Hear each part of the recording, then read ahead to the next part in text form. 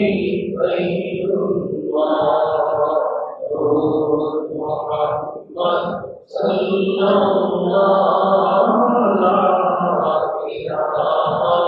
إلا الله لا إله إلا الله لا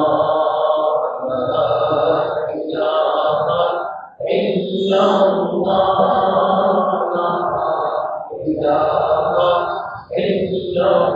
الله لا إله إلا الله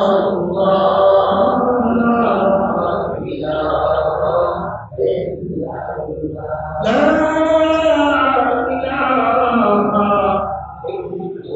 الله محمد رسول الله صلى الله عليه وسلم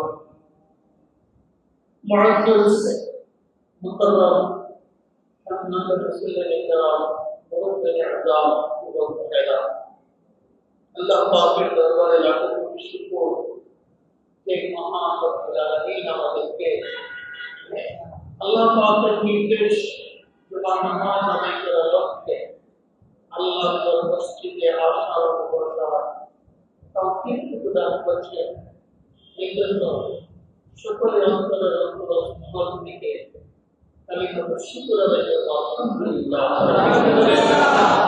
আর উচ্চ আওয়াজে বলে আলহামদুলিল্লাহ মুআজ্জাজ হাজরিন মহান রব্বুল আলামিনের মহান গ্রন্থ আল কোরআনের 2 নম্বর সূরা দুইটি আয়াতে কারিমা তেলাওয়াত করেছি আল্লাহ যদি আমাকে তৌফিক দান করে এই আয়াত সামনে রেখে আনুষঙ্গিক ও অল্প সময় কিছু আলোচনা করার চেষ্টা করবো আমার তৌফিক বিল্লাহ তেলাওয়াত আয়াতের মধ্যে রব্বুল আলামিন মুমিনের গুণাবলী বর্ণনা করতেছেন মুমিন কাকে বলে কি কি কাজ করলে মুমিন হওয়া যায় কি কি কাজ করলে তাকে মুমিন বলা যায় কি কি আমল করলে কাজ মানে আমল আমল হচ্ছে একটা আরবি শব্দ আমরা বাংলাতে কাজ বলি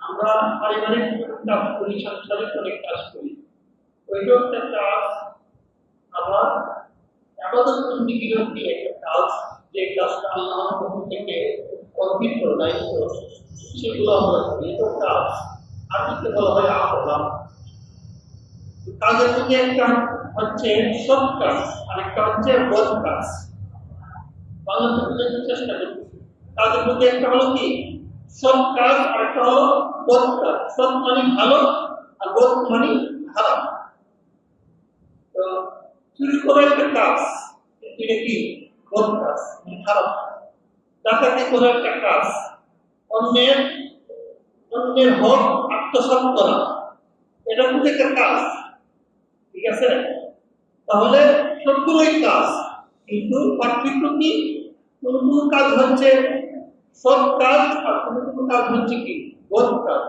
মানে ভালো এবং বদ সবই কাজ ঠিক তেমনি ভাবে আল্লাহর পক্ষ থেকে অর্পিত যে কাজগুলো দেওয়া হয়েছে সেগুলোকে আরবি ভাষায় বলা হয় আমল ইবাদত বন্দেগী মূলত কাজে নামাজ পড়ে একটা কাজ মেহনত করতে হবে রোজা রাখি এটা একটা কাজ মেহনত করতে হবে ওয়াজ করি খানা কাবাকে হজ করার জন্য এটা কি কাজ এটা হচ্ছে নেক কাজ এটা কি নেক কাজ তাহলে তেলাওয়াত কিন্তু আয়াতের মধ্যে আল্লাহ তাআলা কি বলতে চাচ্ছেন যে এই সমস্ত কাজ যারা করবে তাদেরকে মুমিন বলা যায় ওই সমস্ত কাজের বর্ণনা করতেছে কি কি কাজ আল্লাহ তাআলা বলতেছেন الذين يؤمنون بالغيب الذين يؤمنون بالغيب ويقيمون الصلاة ومما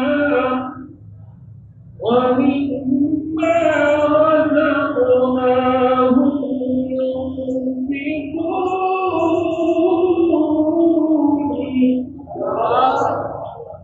আল্লাহ তাআলা বলেন আল্লাযীনা ইউমিনুনা বিল যারা আল্লাহকে না দেখে, রাসূলকে না দেখে, জান্নাত জাহান্নাম না দেখে শুনেই যারা বিশ্বাস করে, এর নাম হচ্ছে ঈমান। এর নাম কি?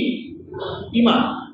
মানে না দেখে, আমরা দেখছি জান্নাত দেখছি, দেখি না, জাহান্নামও দেখি না, অথচ আছে কি নাই? আছে। কিভাবে বুঝলাম? কোরআন হাদিসের মাধ্যমে। ওলামায়ে কেরামের মুখ থেকে শুনেছি, সরাসরি কোরআন পড়ে শুনেছি, যারা পড়তে পারে বাংলা অনুবাদ আছে, যারা হাদিস পড়তে পারে বাংলা অনুবাদ আছে, পরে বুঝতে পারলাম যে জান্নাতও আছে, জাহান্নামও আছে। জান্নাত কয়টা? জান্নাত কয়টা? 8টা। আর জাহান্নাম এই তো আমরা কিভাবে জানছি? এই তো শূন্য কইরা দীক্ষা পূজা এভাবে, অথচ দেখুন না, দেখে না, না দীক্ষা দেখছে শুধু আমাদের নবী। দেখছে কে? আমাদের নবী মেরাজে কে দেখছে? জান্নাত জাহান্নাম পরিদর্শন করছে। আল্লাহু আকবার। তো আমরা জাহান্নাম জান্নাত দেখি নাই, না দেখে বিশ্বাস করছি, এর নামে কি? ঈমান। এর নামে কি? ঈমান। ঈমান শব্দের অর্থ হচ্ছে বিশ্বাস স্থাপন করা। বিশ্বাস স্থাপন করা, শুনে বিশ্বাস করা যে এটা সঠিক, এটা বেসঠিক, এটা সঠিক, এটা বেসঠিক, এটা সত্য, এটা মিথ্যা, এগুলো বিশ্বাস করা। তাহলে আল্লাহ তাআলা কোরআনে বলেন, আল্লাহ তাআলা কোরআনে বলেন যে যারা আমাকে দেখে নাই, আমার প্রিয় হাবিবকেও দেখে নাই, অন্যান্য নবী রাসূলদেরকেও দেখে নাই, এবং আমার তৈরি জান্নাতও দেখে নাই, জাহান্নামও দেখে নাই, কিন্তু তারা কোরআন হাদিসের আলোকে শুনে দেখে, মানে দেখে বলতে আয়াতে দেখে আর কি, হাদিসে দেখে, শুনে দেখে বা বুঝে কি করে? বিশ্বাস করে। তার নাম হইল কি? ঈমান। তো আমরা বিশ্বাস করি কিনা? তাহলে আমরা ঈমানদার। নিঃসন্দেহে আমরা কি? ঈমানদার। এই কথা বলছে আল্লাযীনা ইউমিনুনা বিল গায়ব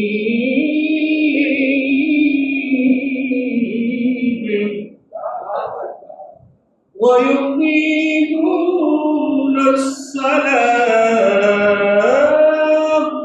ওয়া মিম্মা রাযাকনাহুম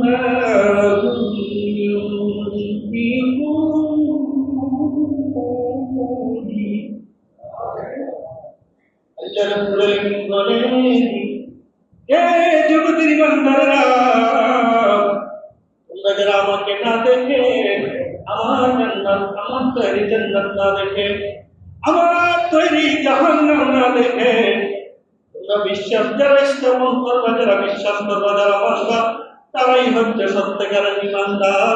জোরে জোরে বলেন না সুবহানাল্লাহ। আমার ভাইরা বাবারা, আমরা সবগুলো বিশ্বাস স্থাপন করি। কোন কোন বিষয়ে বিশ্বাস করতে হবে? আল্লাহর নবী হাদিসের মধ্যে ইরশাদ করেন, আমানতু বিল্লাহি ওয়া মালাইকাতিহি ওয়া কুতুবিহি ওয়া রুসুলিহি ওয়াল ইয়াউমিল আখির ওয়াল কদরি খাইরিহি ওয়া শাররিহি মিনাল্লাহি তাআলা ওয়াল বা'থি বা'দাল মাউত। আমরা ছোটবেলা মুক্তবের মধ্যে ঈমানে মুফাসসাল করছি কিনা? সেই ঈমানে মুফাসসালের মধ্যে কোন কোন বিষয়ের উপর বিশ্বাস করতে হবে পৃথক পৃথক ভাবে বলে দিচ্ছেন। ঈমানে মুফাসসাল এর অর্থই হচ্ছে পৃথক পৃথক ভাবে বিশ্বাস স্থাপন করা। প্রথম নম্বরে বলা হয়েছে আমানতু বিল্লাহ, যারা ঈমান আনবে আল্লাহর উপরে, ওয়া মালাইকাতিহি, যারা আল্লাহ ফেরেশতা সমূহের উপর ঈমান আনবে। আমরা আল্লাহকেও দেখি নাই, ফেরেশতা সমূহকে দেখি নাই, কথা বলেন ঠিক কিনা? ওয়া মালাইকাতিহি ওয়া কুতুবিহি, দ্বিতীয় নম্বর হলো আল্লাহর দেওয়া আসমানি কিতাব। কিছু দেখছি, কিছু দেখি নাই, অর্থাৎ কোরআন দেখছি, তাওরাত দেখি নাই, কোরআন দেখছি, জাবুর কিতাব দেখি নাই, কোরআন দেখছি, ইনজিল কিতাব দেখি নাই। দেখি আর না দেখি বিশ্বাস আছে কি নাই? বিশ্বাস করার নাম হচ্ছে ঈমান। চতুর্থ নম্বর হচ্ছে রাসূলিহি। চতুর্থ নম্বর রাসূল পাক বলেন রাসূলিহি, রাসূলের উপর ঈমান আনা, বিশ্বাস স্থাপন করা।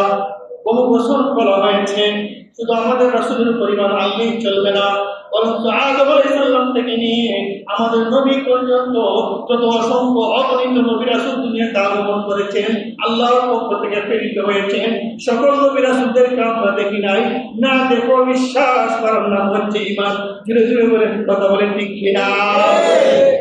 দেখছি কোন নবী রাসূল দেখছি?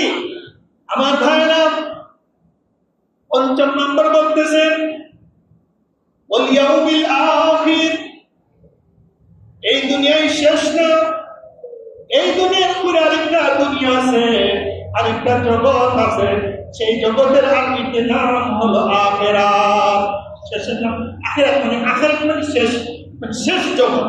এরপরে আর হবে না। আমরা দেখছি আখিরাত, দেখছি কোথায় অবস্থা, কোথায় কথা বৈজ্ঞানিক দিক বুঝে পাই না পাইলেও কি করতে হবে? বিশ্বাস করতে হবে। কোথায় আছে বৈজ্ঞানিকটা বুঝতে পাই না। বৈজ্ঞানিকটা কি যায়, কোথায় যাচ্ছে? সাদের দেশে যাচ্ছে, খুঁজে পাবে না। ঠিক আছে, এই দুনিয়ার এক প্রান্ত থেকে আরেক প্রান্ত খুঁজে পাবে না। আল্লাহ পাকে জানে এটা কোথায় আছে। বিশাল এক জগৎ, এই জগৎটি কত বড় হবে বয়ান করা সম্ভব না।